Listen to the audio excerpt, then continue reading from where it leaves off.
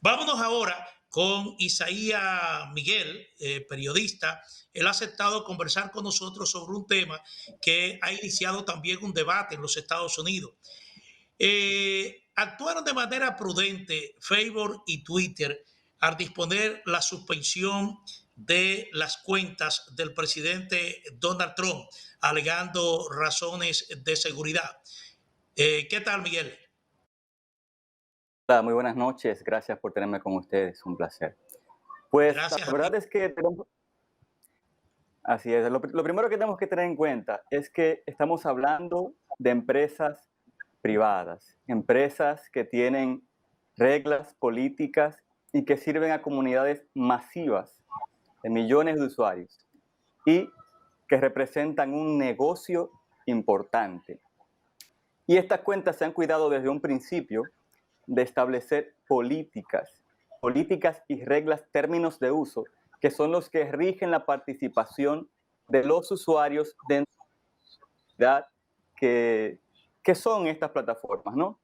De hecho, cada plataforma especifica cuáles son las situaciones, condiciones en las que un usuario puede ser suspendido. Generalmente, las razones que motivan una suspensión tienen que ver con la violación de las normas per se, cuando se pone en riesgo la plataforma o cuando no es rentable dar el servicio a un usuario que pueda afectar el negocio de nuestras plataformas.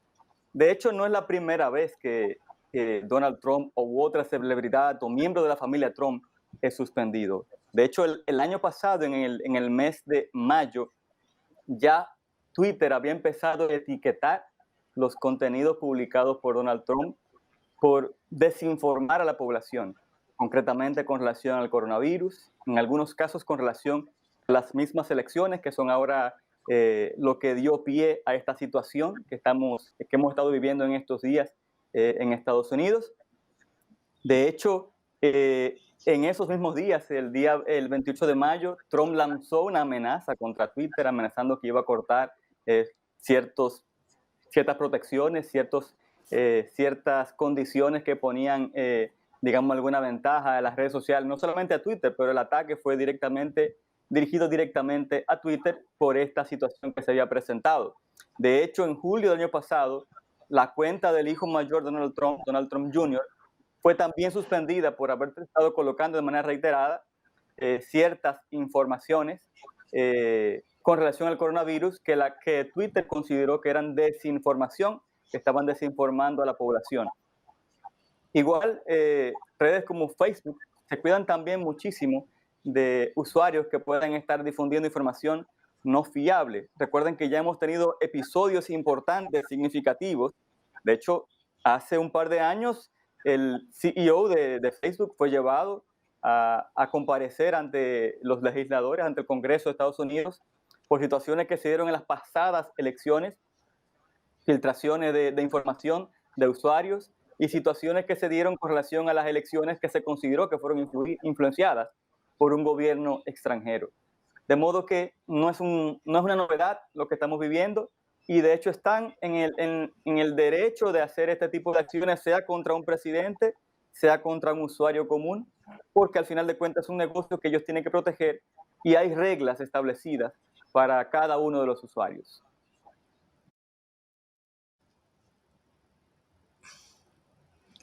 No se oye lo No de le escuché. Diógenes.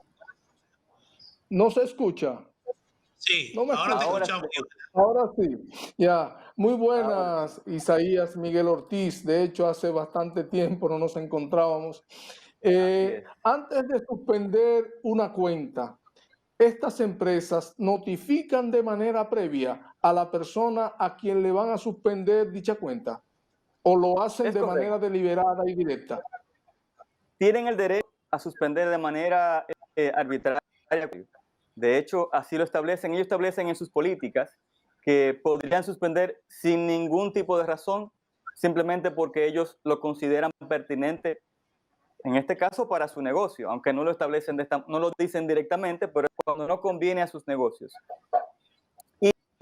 Pero la realidad es que hay advertencias, en la mayoría de los casos, por ejemplo, en el caso de Twitter, ellos suelen hacer una suspensión temporal. Hay una especie de advertencia, que es lo que ha pasado con la cuenta de Donald Trump. La cuenta de Donald Trump tuvo algunos tweets que fueron ocultados después de que, de hecho, los tweets que ocasionaron parte de este problema, los que precedieron a esta situación, inmediatamente antes de esta situación, fueron vamos a decir, ocultados por la plataforma y etiquetados por estar incitando o violando las políticas o las reglas de la red social. Y la política es que hay una oportunidad para que el usuario elimine voluntariamente otros mensajes. Ellos siguen ahí aunque la comunidad no puede verlos. Se le pide al usuario que borre estos mensajes y una vez los borre, o dependiendo del caso, ellos pueden decidir poner una suspensión temporal. En el caso de Donald Trump, se le colocó una suspensión de 12 horas, con una posibilidad de una suspensión definitiva si hay una reincidencia. Y como sabemos, este es un caso reincidente que ha sido etiquetado una cantidad importante de veces con mensajes de desinformación o que conducían a error a la población, o en este caso que incitaban a violencia, como lo que ha ocurrido el pasado miércoles. Sí. En el caso de Facebook ha sido un poco... Claro. Escuchaba hoy al presidente que ha planteado una suspensión indefinida, al menos hasta que concluya el mandato de Donald Trump. Sí. Escuchaba hoy al presidente de México, José Manuel López Obrador, hablar de que le parecía que las acciones de Twitter y fundamentalmente de Facebook, que fue contra su mayor carga, le parecía censura previa. Y él apelaba a un derecho universal, a la libre expresión. Y entonces indicaba que con esto esas empresas están violentando lo que es la libre expresión. Y en Estados Unidos se estaba debatiendo hoy si el problema era simplemente ético, porque no consideran a las redes sociales, las consideran como empresas y no como medios formales de comunicación. ¿Qué tú tienes que decir? Bueno, si vamos al sentido estricto de lo que es la libertad de expresión, el presidente Trump tuvo la libertad de publicar sus comentarios, sus informaciones, sus noticias, solo que violentó las reglas en numerosas ocasiones. De hecho, me parece que esta es una situación de seguridad nacional en la que el mismo Twitter y Facebook podrían quizás ser, digamos, comprometidos por ser el canal que difundió las incitaciones del presidente Trump hacia la población. Aunque hubo incitaciones que fueron presenciales, pero este es el canal favorito del presidente, tanto Twitter como Facebook son los canales favoritos del presidente, y que son los que hacen la difusión o la amplificación del mensaje de la figura política. Tomen en cuenta que la mayoría de las legislaciones del mundo plantean esta posibilidad de, una vez se violentan ese derecho que tenemos, el derecho universal de la libre expresión, una vez se violenta, se colocan sanciones. Y este es el caso del presidente Trump. El presidente ha estado violando el derecho de miles de personas, e incluso de sus adversarios, o incluso provocando o incitando a la violencia a sus seguidores, mandando mensajes de odio, mandando mensajes contrarios a los principios elementales de la convivencia. De modo que aquí estamos ante una situación de mal utilización de este derecho, violaciones consecutivas, constantes del derecho de terceros y, en última instancia, poniendo en peligro la estabilidad de una nación, como es el caso de lo que ha ocurrido más recientemente en Estados Unidos. Pero hay una verdad ahí, Isaías. O sea, ¿cómo se entiende, o mejor dicho, cómo dentro de la empresa, dentro de Facebook, dentro de Twitter, dentro de cualquier otra red social, cómo al final de cuentas definen o ciernen la decisión final para decidir suspender una cuenta? O sea, ¿cómo se toma al final de cuentas? ¿La toma una persona? ¿La toma un consejo? ¿Se discute? ¿Cómo se toma al final de cuentas? Hay diferentes mecanismos en la mayoría de las redes. Recuerden que las redes sociales como Twitter, Facebook, como Instagram, como WhatsApp, son redes con millones de usuarios. En el caso de Facebook, más de 2.000 millones de usuarios. Y es imposible que haya ojos colocados sobre cada uno de los mensajes que publica cada una de las personas vinculadas. Lo que ocurre primero es que hay sistemas automatizados que están con inteligencia artificial detectando palabras clave, detectando ciertos patrones que identifican mensajes relacionados con temas sensibles. No sé si han notado que cada vez que alguien postea o publica una información durante el último año relacionado, que menciona algún elemento vinculado a la pandemia, hay una coletilla que aparece para información sobre el coronavirus, puede dirigirse a tal dirección. Entonces son sistemas automatizados y hay patrones que se dan cuando publicamos información que ellos detectan y pueden encender alarmas dentro del sistema de estas redes sociales. Y hay personas hay bloqueos que son automáticos y hay bloqueos que son, digamos, supervisados por seres humanos. Y me imagino que habrá situaciones específicas como figuras clave políticamente expuestas como esta, en las que hay, digamos, directivos designados para tomar la decisión en qué momento tomar una medida drástica como el que se ha tomado y en qué momento no. De hecho, Twitter se planteó en varias ocasiones el año pasado suspender la cuenta de Donald Trump cuando se estuvieron publicando informaciones que desinformaban a la población con relación a la pandemia. De hecho, llegaron públicamente a reconocer que estuvieron contemplando la posibilidad, uno de sus ejecutivos mayores.